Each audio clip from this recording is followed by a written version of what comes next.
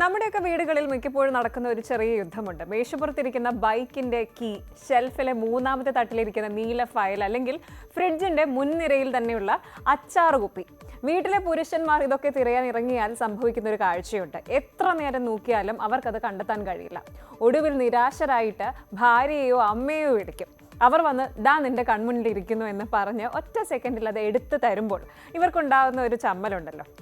അതുപോട്ടെ, സാധാരണയായി ഇതിനെ അശ്രദ്ധ, മടി അല്ലെങ്കിൽ താല്പര്യക്കുറവോ എന്ന് വിളിച്ച് സ്ത്രീകൾ കുറ്റപ്പെടുത്താറാണ് പതിവ്. കണ്ണ് മുഖത്ത് തന്നെ അല്ലേ എന്ന് ഈ ഒരു ചോദ്യം കേൾക്കാത്ത, ഈ ഒരു ഡയലോഗ് കേൾക്കാത്ത പുരുഷന്മാർ ചുരുക്കമായിരിക്കും. എന്നാൽ സത്യത്തിൽ ഇതിന്റെ പേരിൽ പുരുഷന്മാരെ കുറ്റപ്പെടുത്തേണ്ടതുണ്ടോ? ശാസ്ത്രലോകം പറയുന്നത് ഇതിന് പിന്നിൽ മനഃപൂർവ്വമുള്ള അശ്രദ്ധയല്ല, മറിച്ച് മനുഷ്യന്റെ തലച്ചോറിന്റെ സങ്കീർണമായ പ്രവർത്തന രീതികളും പരിണാമപരമായ സവിശേഷതകളുമാണ് എന്നാണ്. കൺമുന്നിൽ ഒരു വസ്തു ഇരുന്നിട്ടും അത് കാണാൻ കഴിയാത്ത അവസ്ഥയ്ക്ക് പിന്നിലെ അത്ഭുതകരമായ ന്യൂറോളജിക്കൽ സീക്രറ്റ്സ് എന്തൊക്കെയാണ് എന്ന് നമുക്കൊന്ന് നോക്കാം. Let's find out the science. ആദ്യം തന്നെ ഒരു കാര്യം മനസ്സിലാക്കുക, നമ്മുടെ കണ്ണുകൾ ഒരു ക്യാമറ ലെൻസ് പോലെ വെറുതെ ദൃശ്യങ്ങൾ പകർത്തുക മാത്രമല്ല ചെയ്യുന്നത്. കൺമുന്നിലുള്ള ലോകത്തെ കാണുക എന്നത് കണ്ണ് ചെയ്യുന്ന ജോലിയാണെങ്കിൽ, കാണുന്ന കാര്യങ്ങൾ എന്താണ് എന്ന് കൃത്യമായിട്ട് ഐഡന്റിഫൈ ചെയ്യുന്നത് നമ്മുടെ തലച്ചോറിന്റെ, ബ്രെയിനിന്റെ ചുമതലയാണ്. ഈ പ്രക്രിയയെ ശാസ്ത്രം വിഷ്വൽ സെർച്ച് എന്നാണ് വിളിക്കുന്നത്.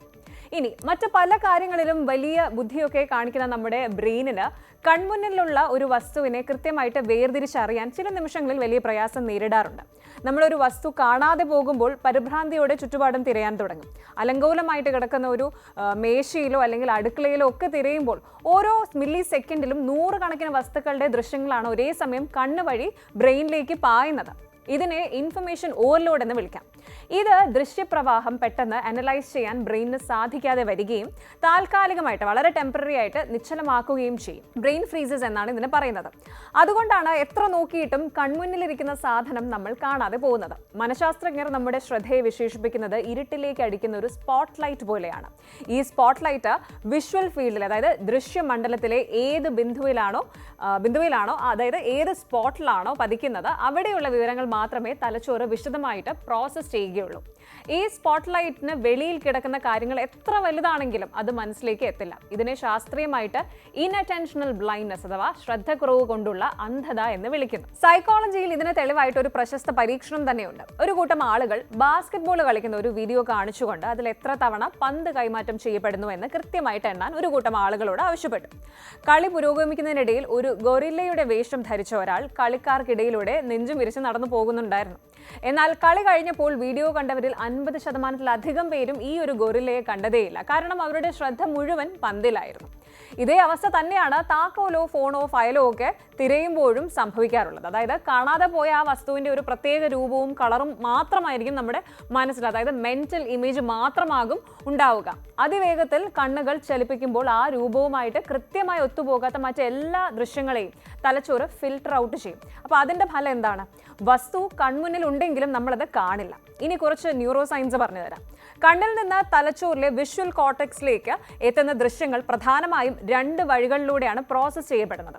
ഇതിൽ ഏറ്റവും പ്രധാനപ്പെട്ട ഒന്നാണ് ഡോർസൽ സ്ട്രീം എന്ന് പറയുന്നത്. അതായത് നമ്മുടെ ദൃശ്യമണ്ഡലത്തിൽ, അതായത് ആ വിഷ്വൽ ഫീൽഡിൽ ഒരു വസ്തു എവിടെയാണ് ഇരിക്കുന്നത് എന്ന് കണ്ടെത്താനും അതിലേക്ക് ശ്രദ്ധ തിരിക്കാനും സഹായിക്കുന്നത് ഈ ഡോർസൽ സ്ട്രീം എന്ന നാഡീവ്യൂഹ സംവിധാനമാണ്.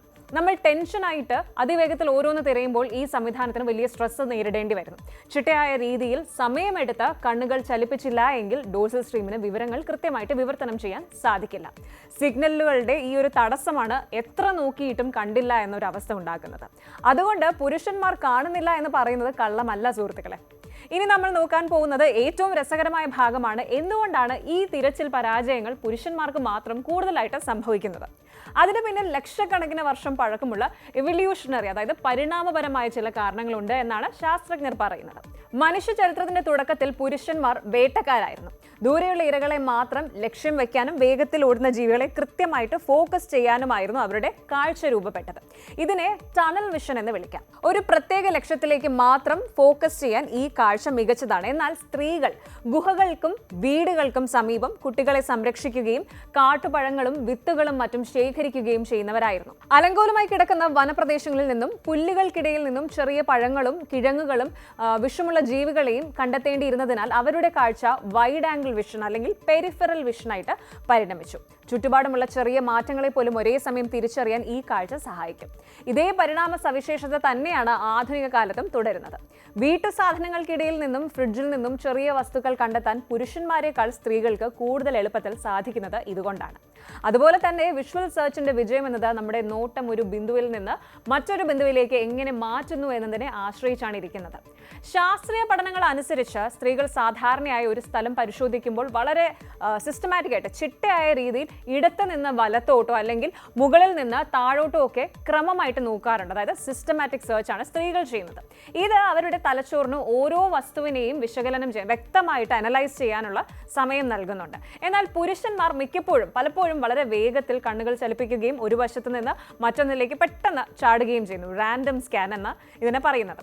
അപ്പോൾ ഈ ഒരു സ്കാൻ, ഈ പരിഭ്രാന്തി നിറഞ്ഞ തിരച്ചിൽ രീതി അവരുടെ തലച്ചോറിലെ സിഗ്നലുകളെ കൺഫ്യൂഷനിലാക്കുന്നു. അതുകൊണ്ട് ഏറെ നേരം നോക്കിയിട്ടും അവർക്ക് ആ ഒരു വസ്തു കണ്ടെത്താൻ കഴിയാത്തൊരു അവസ്ഥ വരും. ഇനി നോക്കിയിട്ടും കാണാത്ത ഈ ഒരു അവസ്ഥയെ മാറ്റിയെടുക്കാൻ ശാസ്ത്രം ചില ലളിതമായ ട്രിക്കുകൾ പറഞ്ഞു തരുന്നുണ്ട്. ഒന്നാമത്തെ ടിപ്പ് എന്ന് പറയുന്നത്, എവിടെയെങ്കിലും തിരച്ചിൽ നടത്തുമ്പോൾ കണ്ണുകൾ അതിവേഗം പായിക്കാതെ വളരെ പതുക്കെ ചിട്ടയായ രീതിയിൽ ഒരു സിസ്റ്റമാറ്റിക് ആയിട്ടുള്ള രീതിയിൽ നോക്കാൻ ശീലിക്കുക. ഇനി ടിപ്പ് 2 എന്ന് പറയുന്നത്, നിങ്ങൾ തിരയുന്ന വസ്തുവിന്റെ പേര് ഉറക്കെ പറയുക. ഉദാഹരണത്തിന് നിങ്ങൾ ഒരു കീ തപ്പുകയാണെങ്കിൽ താക്കോൽ എന്ന് ഉറക്കെ പറയുന്നത് തലച്ചോറിനെ ആ ഒരു വസ്തുവിന്റെ രൂപത്തിലേക്ക് കൂടുതൽ പെട്ടെന്ന് ശ്രദ്ധ കേന്ദ്രീകരിക്കാൻ, ഫോക്കസ് ചെയ്യാൻ സഹായിക്കുമെന്ന് പഠനങ്ങൾ പറയുന്നുണ്ട്. അപ്പോൾ ചുരുക്കി പറഞ്ഞാൽ, ഇനി വീട്ടിൽ എന്തെങ്കിലും സാധനം തിരഞ്ഞിട്ട് കാണാതെ വരുമ്പോൾ എനിക്ക് കണ്ണ് കാണാത്തതല്ല, എൻ്റെ ഡോർസൽ സ്ട്രീമും പരിണാമ സിദ്ധാന്തവും എന്നെ ചതിച്ചതാണ് എന്ന് പുരുഷന്മാർക്ക് ധൈര്യമായിട്ട് വാദിക്കാം. പക്ഷെ അതുകൊണ്ട് വീട്ടിലെ വഴക്ക് തീരുമെന്ന് ആരും പ്രതീക്ഷിക്കരുത് കേട്ടോ. തമാശകൾക്കപ്പുറം ഇതൊരു വലിയ തിരിച്ചറിവാണ്. പുരുഷന്മാരുടെ ഈ തിരച്ചിൽ പരാജയങ്ങൾ മനഃപൂർവ്വമല്ല എന്നും അത് തലച്ചോറിന്റെ ചില പ്രവർത്തന രീതികൾ കൊണ്ടാണെന്നും മനസ്സിലാക്കിയാൽ വീട്ടിലെ പകുതി വഴക്കുകൾ നമുക്ക് അവിടെ തന്നെ ഒത്തുതീർപ്പാക്കാം. പരസ്പരം കുറ്റപ്പെടുത്താതെ ആ താക്കോലോ അല്ലെങ്കിൽ അച്ചാറ് കുപ്പിയോ ഒന്നിച്ച് തിരഞ്ഞു പിടിക്കുക എന്നതാണ് ഇതിനുള്ള ഏറ്റവും ലളിതമായ ഫാമിലി ട്രിക്ക്. കൂടുതൽ വാർത്തകൾക്ക് news 18 Keralam YouTube channel subscribe ചെയ്യുക.